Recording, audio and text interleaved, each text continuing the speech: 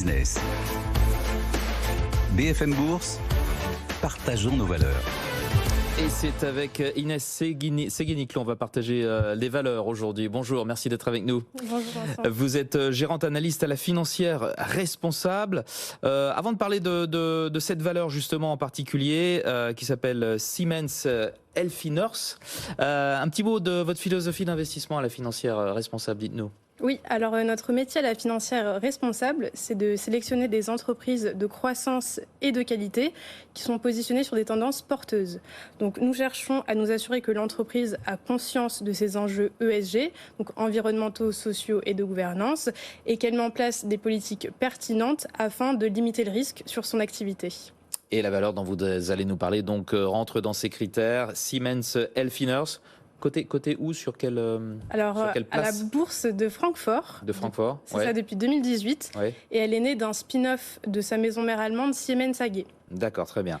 Le métier de cette société, quel est-il? Alors oui, Siemens Healthineers, c'est vraiment le leader technologique et commercial incontestable du secteur de la santé. Et ça passe par la fabrication de machines à haute technologie médicale. Pour rappel, c'est quand même un chiffre d'affaires de 18 milliards d'euros en 2021 et une capitalisation boursière de 75 milliards. La stratégie de Siemens Healthineers, Oui. Quelle est-elle? Alors, Siemens Healthineers se positionne sur l'ensemble de la chaîne de valeur du soin, en commençant par le diagnostic de pathologie, par l'imagerie qui représente environ 2/3 de son chiffre d'affaires. Ça, c'est tout ce qui est IRM, scanner, échographie.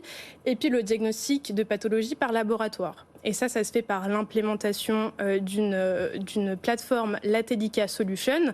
C'est tout ce qui est prélèvement et analyse. Et après cette partie diagnostic, on a la partie traitement. Donc le traitement par radiologie interventionnelle chirurgicale non invasive.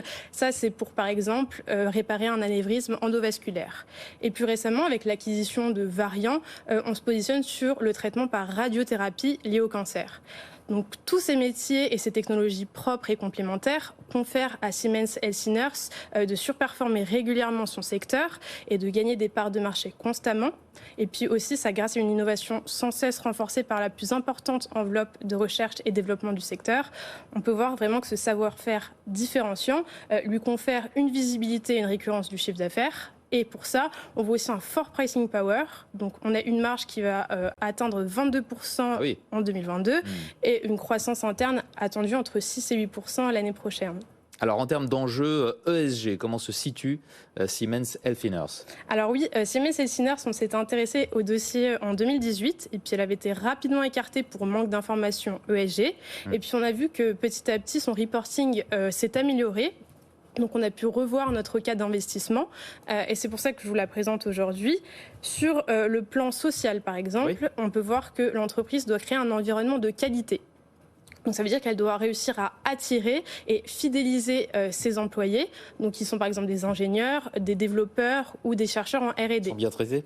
Oui, et ce qui lui confère bien sûr son avantage concurrentiel. Donc si on peut regarder quelques indicateurs, d'ailleurs on peut regarder dans notre base de données propriétaire l'empreinte écosociale. On a le taux de rotation du personnel, donc le turnover, qui est en constante baisse de 12% de 2019 à 2020 pour atteindre 8,1% l'année dernière, alors que le secteur est à 9%.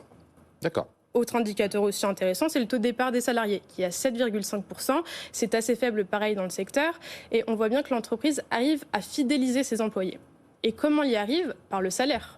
Le salaire, c'est environ 78 000 euros. Les gens parlent de leur salaire?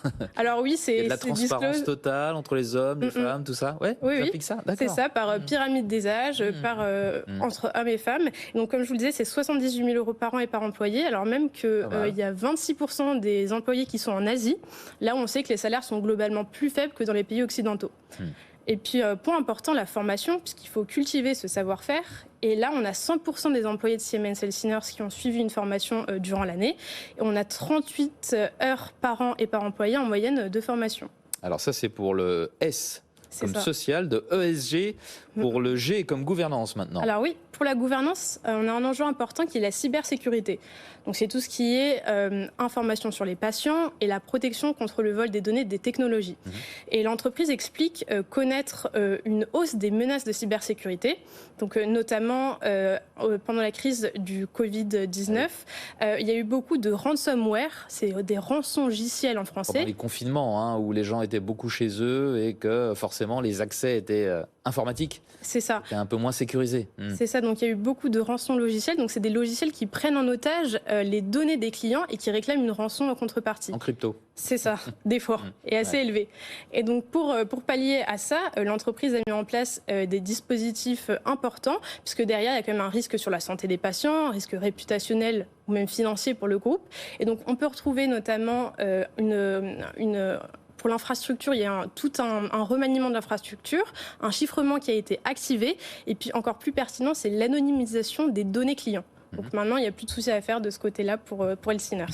Et puis le E pour environnement. Donc, quelle est la plus-value environnementale de Siemens Healthineers? Oui, alors Healthineers s'est fixé 2 objectifs assez ambitieux pour réduire ses émissions de gaz à effet de serre. Le premier, c'est d'atteindre la neutralité carbone d'ici 2030. Et le second, c'est de diminuer ses émissions de CO2 sur son scope 1 et sur son scope 2. Donc pour quelques chiffres, en valeur absolue, on va passer donc de 197 kilotonnes de CO2 en 2019 à 130 kilotonnes en 2025, ce qui nous fait une baisse de 34% en 6 ans. Et en annualisé, ça nous fait du coup 6,7% par an.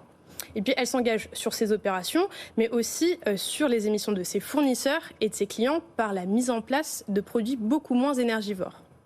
Et puis dernier point aussi important, c'est tout ce qui est sur la conception, l'éco-conception et le recyclage des machines.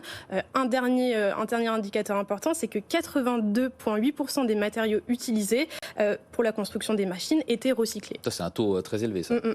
Donc vraiment, Siemens Healthineers, ils ont tout compris sur l'ESG. Eh bien, merci beaucoup Inès Seguedine d'être venue nous parler de cette société Siemens Healthineers. Je rappelle que vous êtes gérante analyste à la Financière Responsable. Voilà, bientôt 16h30, il est déjà 16h30, bientôt 16h32, eh oui, on a un petit peu de retard.